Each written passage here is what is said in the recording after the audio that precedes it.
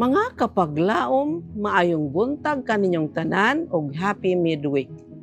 Ang atong hilisgutan karong Enero 28, giuluhan og ang iyang kaliwatan. Ang atong teksto makita sa Lucas 3:38 nga nagaingon, nga anak ni Enos, nga anak ni Seth, nga anak ni Adan, nga anak sa Dios. Kapaglaom, bago lamang ang gidaghanon sa mga kumpanya sa pagsulay sa DNA, mitubo pag-ayo nga nagpakita sa nagkadako nga tinguha sa pagpangita sa atong kagikan.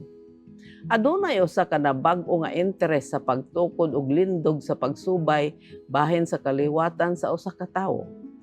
Ang genealogy mao ang pagtuon sa mga gigikanan o kasaysayan sa pamilya. Ang mga genealogists nagtigom og mga listahan sa mga katigulangan nga ilang gihanay sa mga chart sa kagikan sa uban pang sinulat nga mga porma. Ang pulong genealogy gikan sa duha ka Griego nga mga pulong. Ang usa nagkahulugan og rasa o pamilya ug ang usa teorya og siyensya. Busa gikan niini ang pagsubay sa kagikan. Gitun-an sa siyensya ang kasaysayan sa pamilya.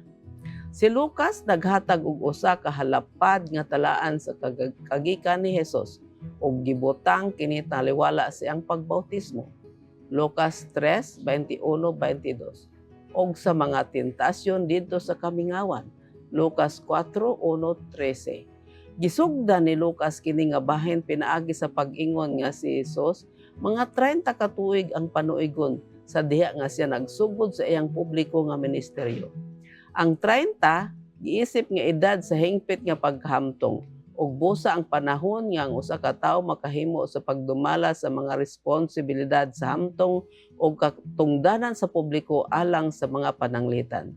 Tan-awa si Jose, Genesis 41:46 ug si David sa ikaduhang Samuel 5:4. Samtang gipresentar ni Mateo ang kagikan ni Jesus gikan kang Abraham, Mateo 1:2, gisubay kini ni Lucas balik ngadto kang Adan, anak sa Dios nga usa pa ka timailhan sa kamaturan nga siya naningkamot sa paghulagway kung sa unsa nga paagi ang tibuok tawhanong rasa gilakip sa plano sa kaluwasan. Lucas 3:23-38. Gigamit ang usa ka balitad nga hanay giila ni Lucas si Jesus isip bahin sa tawhanong rasa nga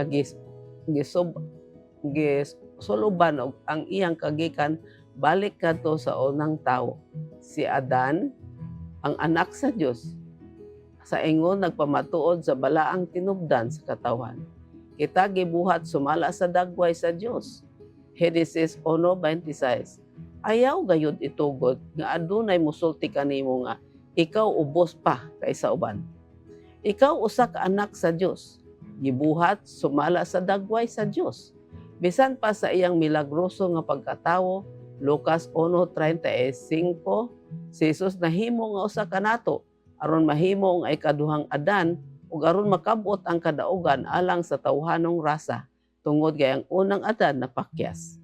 1 Corinto 15:45. Kapag laom, si Jesus hingpit nga Dios ug hingpit nga tawo.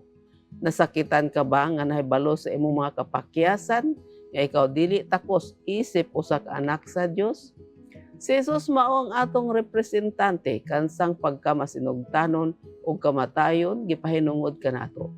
Diha sa hingpit nga anak sa Dios, kita gidawat isip ka og galingong mga anak sa Dios. Dayigon si Jesus ang atong manluluwas. Mag-ampo kita.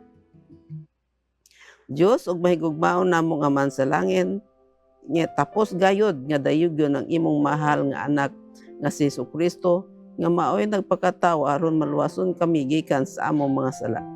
Dili kami takos sa iyang kamatayon apan gibugti niya kini alang kanamo. Salamat sa iyang dakong gugma kanamo. Sa ngalan ni Jesus. Amen.